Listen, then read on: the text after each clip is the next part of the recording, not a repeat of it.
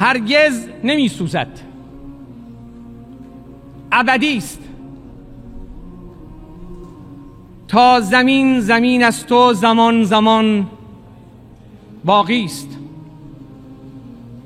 آتش توهین و تحریف حریف حقیقت نخواهد شد.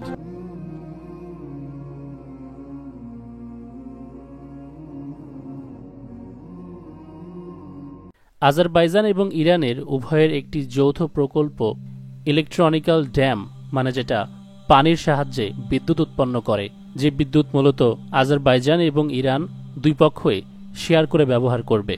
তাদের এই প্রজেক্টের উদ্বোধনের জন্যই মূলত ইরানের প্রেসিডেন্ট ইব্রাহিম রাইসি এবং ইরানের foreign minister Hossein Amir Abdollahian এবং আরও কিছু গুরুত্বপূর্ণ ব্যক্তিত্ব প্রেসিডেন্টের সাথে আজারবাইজানে সফরে গিয়েছিলেন। সফর থেকে ফেরার সময় 3টি হেলিকপ্টারের একটি নিয়ন্ত্রণ হারিয়ে বিধ্বস্ত হয়, যার মধ্যে মোস্ট ইম্পর্ট্যান্ট দুইজন ব্যক্তিত্ব রাষ্ট্রপতি ইব্রাহিম রাইসি এবং পররাষ্ট্রমন্ত্রী হুসেইন আমির আবদুল্লাহিয়ান।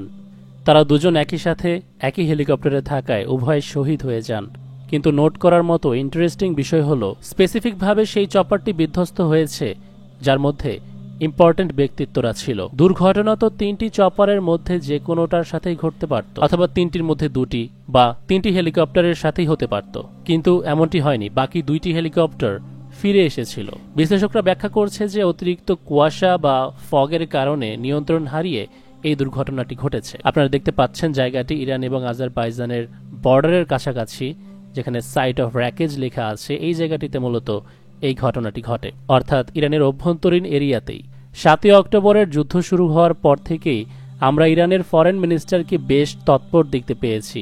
সে বেশ অ্যাক্টিভ থেকে হুঙ্কার দিয়ে যাচ্ছিল। শুরু থেকেই তাকে আমরা দেখেছি তুর্কিয়ের, কাতারের ফরেন মিনিস্টারদের সাথে বৈঠক করে বা সরাসরি হামাসের লিডার হানিয়ার সাথে পরপর মিটিং করে যাচ্ছিল এই যুদ্ধের বিষয়টি নিয়ে, বিভিন্ন খবর আদান প্রদান। ইরানের ফরেন মিনিস্টার হিসেবে যতটুকু গুরুত্বপূর্ণ ভূমিকা পালন করা যায় তা পালনের পাশাপাশি শুরু থেকেই সে বিভিন্ন সময় ইসরায়েলি গভর্নমেন্ট, ইসরায়েলি অথরিটিকে হুমকি ধামকি দিয়ে এসেছে। So he was very active এই যুদ্ধ শুরু হওয়ার পর থেকে, যুদ্ধ চলাকালীন। প্লাস প্রেসিডেন্সির রোল আমরা ভালো করেই জানি।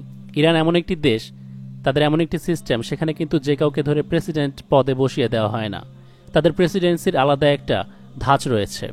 তাদের প্রেসিডেন্টরা সবসময় চায় তাদের সুপ্রিম লিডার ধর্মগুরুকে অনুসরণ করে একটা সময় সেই ধর্মগুরুর আয়াতুল্লাহ বা সুপ্রিম লিডারের অবস্থানে পৌঁছাতে, যেভাবে আলী খামেনিকে রুহুল্লাহ খামেনি সুপ্রিম লিডার বানিয়ে দিয়ে গিয়েছিলেন, এবং সেটি তাদের যোগ্যতাকে যাচাই করে এই স্থান তাদেরকে দেওয়া হয়। সে কতটুকু ধর্মপ্রাণ, তার মধ্যে ধর্মের কতটুকু অবশিষ্ট আছে, ইসলামের জন্য সে কতটুকু করতে পারবে সে বিষয়ে বিবেচনা করে।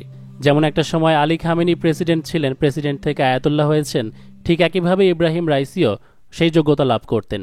তো এনারা হচ্ছেন কি পিপল, এনারা মোস্ট ইম্পর্টেন্ট রেসপেক্টেড পার্সন, ইরানের জনসাধারণের কাছে সবচেয়ে সম্মানিত। সেজন্যই সেখানে মূলত তাদেরকে তাদের জন্য রাহাবার শব্দটি ব্যবহার করা হয়। পরবর্তী আয়াতুল্লাহ ধর্মীয় গুরু বা সুপ্রিম লিডার হয়তো তিনি হতেন যদি তিনি আজকে আমাদের মাঝে থাকতেন। গত বছর সেপ্টেম্বরে 9/11 ডকুমেন্টারিতে আমি একটি কথা বারবার বলছিলাম, এটা আমাদেরকে মনে রাখতে হবে যে মিডল ইস্টে CIA এবং মোসাদের অনেক প্রভাব আছে। না হয় আব্দুল করিম কাসিমকে কিভাবে হত্যা করে, কাসেম সোলেমানিকে কিভাবে হত্যা করে। একটি বিষয় লক্ষ্য করে দেখুন, হোক আমেরিকা বা USSR বা ব্রিটিশ, তারা এই সময়টিতে এখন ডিরেক্টলি নয় ইনডিরেক্টলি এই দেশগুলোকে শাসন করতে চায়, এবং তা তাদের পাপেট সরকারদের দিয়ে। আর এই ক্ষেত্রে মিডল ইস্টে সবচেয়ে বেশি আমেরিকা তাদের গোয়েন্দা সংস্থাকে ব্যবহার করেছে। 1958 সনে ইরাকি রেভলিউশন আসার পর আব্দুল করিম আল কাসিম নামক একজন মিলিটারি অফিসার এবং ন্যাশনালিস্ট সেখানে ক্ষমতায় আসে। ব্রিটিশ আমেরিকা তখন কুয়েত থেকে প্রচুর পরিমাণে তেল আমদানি করছিল, যে কুয়েতের বর্ডার ইরাকের সাথে ঘেঁষা। কোল্ড ওয়ার তখনও চলমান। আব্দুল করিম কাসিম সোভিয়েত ইউনিয়নের সাথে মিত্রতা করে কুয়েতে ইনভেনশন নেওয়ার প্রস্তুতি নিচ্ছিল। তখন ইউনাইটেড স্টেটস অফ আমেরিকার সেটি পছন্দ হয়নি। তারা তাদের গোয়েন্দা বাহিনী দিয়ে আব্দুল করিম কাসিমকে ক্ষমতা থেকে উৎখাত করে তারপর সেই গোয়েন্দা দিয়েই তাকে অ্যাসাসিনেট বা গুপ্ত হত্যা করেছিল।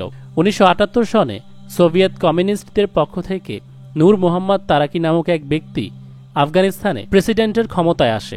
নূর মোহাম্মদ তারাকিকে তাদেরই ফরেন মিনিস্টার হাফিজুল্লাহ আমিনকে দিয়ে হত্যা করা হয় এবং ক্ষমতা হাফিজুল্লাহ তার নিজের হাতে নিয়ে নেয়। হাফিজুল্লাহ আমিন গোপনে সিআইএ এর একজন এজেন্ট ছিল, অথবা সিআইএ এর এজেন্টদের সাথে তার মিত্রতা ছিল। ঘটনাগুলো এজন্যই বলছে যেন বুঝতে পারেন মোসাদের এবং সিআইএ এর এজেন্টদের মিডল ইস্টে কতটা পরিমাণে প্রভাব রয়েছে। কোনো একটা দেশের ফরেন মিনিস্টারকে দিয়ে তাদেরই রাষ্ট্রপতিকে হত্যা করে ফেলা কি ভয়ঙ্কর ব্যাপার। আপনি যদি মিডল ইস্টের কোনো পলিটিশিয়ান হন, তাহলে কি পরিমাণে এই গোয়েন্দা সংস্থার নজর আপনার উপর থাকবে তা আপনি ভাবতেও পারবেন না। মুহূর্তেই চোখের পলকে আপনি শেষ হয়ে যেতে পারেন। 2020-এ বাগদাদের এয়ারপোর্টে ইরানিয়ান জেনারেল কাসেম সোলাইমানিকে আমেরিকা ড্রোন দিয়ে হত্যা করে ফেলেছিল। এরপর ইরানের অভ্যন্তরে ঢুকে তাদেরই মাইক্রো কারের মধ্যে ওয়েপেন ফিট করে এসেছিল মোসাদের গোয়েন্দা। এরপর বলা হয় স্যাটেলাইট এবং রিমোট কন্ট্রোল ব্যবহার করে মহসিন ফাকির জাদে নামক ইরানের টপ নিউক্লিয়ার সায়েন্টিস্টকে 1000 কিলোমিটার দূর থেকে ফায়ার করে হত্যা করেছিল। কিছুদিন আগেও আবার আরেকজন ইরানের জেনারেলকে সিরিয়ায় হত্যা করেছে। এরা সবাই কি পিপল ছিল, ইম্পর্ট্যান্ট পার্সোনালিটি ছিল ইসরায়েলের বিপক্ষে লড়াই করার জন্য। মহসিন ফাকিরজাদে ইরানের টপ নিউক্লিয়ার সায়েন্টিস্ট ছিল, যে সফল হতে পারলে আমেরিকা এবং ইসরায়েল সবার আগে হুমকির মুখে পড়বে। ইরানের জেনারেলকে হত্যা করার ফলে কিছুদিন আগেই ইব্রাহিম রাইসি ইসরায়েলে সরাসরি রকেট হামলা করেছিল, যার জবাব কোনো না কোনো উপায়ে ইরানকে দেওয়া হবে বলে প্রতিজ্ঞা করেছিল ইসরায়েলের নেতানিয়াহু। হ্যাঁ, ইরানের উপর ছোটখাটো ড্রোন হামলা করেছিল, তবে এটা নিয়ে বেশিরভাগ হাসাহাসি হয়েছে ইসরায়েলকে নিয়ে। কিন্তু ইসরায়েল ছোটখাটো এমন একটি হামলা করে নিজেদেরকে হাসাহাসির পাত্রে পরিণত করবে, এমনটা তো ভাবা বোকামি। তাদের প্ল্যান হয়তো এর চেয়েও গভীর ছিল। এখন আপনার মনে প্রশ্ন জাগতে পারে যে বিমান দুর্ঘটনা ঘটিয়ে কাউকে হত্যা করবে ইসরায়েল, এটা কি আসলেও সম্ভব? 2001 সনে যখন আমেরিকায় 9/11-এর ঘটনা ঘটে, তখন বেভারলি একেট নামক একজন লয়ার তার হাজবেন্ডকে এই ঘটনায় হারিয়েছিল। মানে সেদিনকার এই দুর্ঘটনায় তার হাজবেন্ড মারা গিয়েছিল। এই ঘটনার সুষ্ঠু তদন্তের জন্য সে মিডিয়ার মধ্যে অ্যাক্টিভ হয়ে উঠেছিল। 9/11-এর ভিকটিম পরিবারদের পক্ষ থেকে সে একজন অ্যাডভোকেট হিসেবে দাঁড়িয়েছিল, এবং আপনি দেখতে পাচ্ছেন প্রেসিডেন্ট বারাক ওবামার সাথেও এখানে সে সাক্ষাৎ করেছে এই বিষয়টি নিয়ে আলোচনা করতে। কারণ জর্জ বুশের 9/11 কমিশন যে তদন্ত, যে রিপোর্ট দিয়েছিল, তাতে সাধারণ জনগণ কেউই বিশ্বাস করছিল না। মানে অফিসিয়াল স্টোরি যে স্টোরি বলে মুসলিমরা এই ঘটনা ঘটিয়েছে। এই দুর্ঘটনাকে কেন্দ্র করে ভিকটিমের পরিবারদেরকে সরকার পক্ষ থেকে ফান্ড বা তাদেরকে অর্থায়নও করা হয়েছিল, যা এই মহিলা সহ আরও অসংখ্য পরিবার রিজেক্ট করে দেয়। তাদের দাবি একটাই ছিল সুষ্ঠু তদন্ত। এক পর্যায়ে এই মহিলা অ্যাডভোকেট আমেরিকা এবং সৌদির বিরুদ্ধে কোর্টে লস্যুট করেছিল, মানে এই দুই দেশের ওপর কেস করে দেয় আর কি। যার পরবর্তীতে অস্বাভাবিকভাবে আমরা দেখতে পাই বাফেলোতে ট্রাভেল করার সময় বেভারলির প্লেন ক্র্যাশে মৃত্যু হয়ে যায়। ঘটনাটি আমাদের কাছে কাকতালীয় মনে হতেই পারে, যতক্ষণ না পর্যন্ত আমরা আরেকজন লয়ার মাইকেল এইচ ডরেনের সেম ওয়েতে সেম ভাবে মৃত্যু হতে দেখি, তাও আবার সেই একই সনে 2009। ডরেন নিজেও 9/11-এর ভিকটিমদের পক্ষে দাঁড়িয়ে আমেরিকার বিরুদ্ধে কেস লড়ার জন্য দাঁড়িয়েছিল। তার মৃত্যুর খবরের ক্লিপ হচ্ছে এটি। We're also closely following a developing story from Ohio tonight. A small plane registered to a Buffalo attorney has crashed near Cleveland, and there are no survivors. Report. According to the FAA, that Cirrus SR-22 plane was registered to Michael Doran, who is an attorney in Buffalo with the law firm Doran and Murphy. News 4 legal analyst Terry Connors says that Michael Doran is the kind of attorney that everyone respects. Doran was involved in many cases involving railroads. According to authorities in Ohio, it was raining and there was low visibility at the time of the crash. Reporting live in the newsroom, Michelle McClintock, News 4 at 11. SR-22 নামক একটি বিমান নিয়ে সে আকাশে উড়ান দিয়েছিল। হঠাৎ বৃষ্টির কারণে নাকি বিমানটি ক্র্যাশ করে। আবার কাকতালীয়ভাবে অ্যাট দ্য সেম টাইম যখন এদেরকে মারার প্রয়োজন ছিল, মানে 9/11 কমিশনের অফিসিয়াল রিপোর্ট করার পূর্বে। যাই হোক, এদের কাছে কি এমন কোনো টেকনোলজি আছে যার মাধ্যমে কমার্শিয়াল এয়ারপ্লেন থেকে শুরু করে প্রাইভেট প্লেন এবং হেলিকপ্টার পর্যন্ত ওরা চাইলেই মাঝ আকাশে বিকল করে দিতে পারে কোনো টার্গেটেড ব্যক্তিকে হত্যা করার জন্য? বলা যায় এটা তো মোসাদের এবং আমেরিকান এজেন্সির পুরনো ফ্যাশন, এয়ারপ্লেনের মাধ্যমে অ্যাসাসিনেট করে সেটিকে অ্যাক্সিডেন্ট বলে চালিয়ে দেয়া। ইব্রাহিম রাইসির মতো গুরুত্বপূর্ণ ব্যক্তিকে হত্যা করার জন্য এরকম কৌশল তারা অবলম্বন করতেই পারে। আমার কাছে এটা পরিকল্পিত হত্যাকাণ্ডই মনে হচ্ছে। মাইকেল এইচ ডরেনের প্লেন ক্র্যাশের সম্পর্কে এই নিউজটিতে বলা হচ্ছে যে সে ক্র্যাশের আগে কিছুই দেখতে পাচ্ছিল না, ঠিক একইভাবে যেমন ইব্রাহিম রাইসির হেলিকপ্টার ক্র্যাশের জন্য কুয়াশা বা ফগকে দায়ী করা হচ্ছে, হঠাৎ আবহাওয়ার পরিবর্তনকে দায়ী করা হচ্ছে। আবহাওয়া পরিবর্তনের কারণে স্পেসিফিকলি সেই হেলিকপ্টারটি ক্র্যাশ করলো যার ভেতরে প্রেসিডেন্ট এবং ফরেন মিনিস্টার ছিলেন। এমনটা ওরা কিভাবে করেছে তা নির্দিষ্টভাবে আমাদের জানা না থাকলেও আমরা এতটুকু জানি যে আগেও ওরা এমন ঘটনা ঘটিয়েছে। এটাই কি ছিল তাহলে 7ই অক্টোবর প্রক্সি দিয়ে এবং 13ই এপ্রিল সরাসরি ইসরায়েলের ওপর হামলা করার জবাব?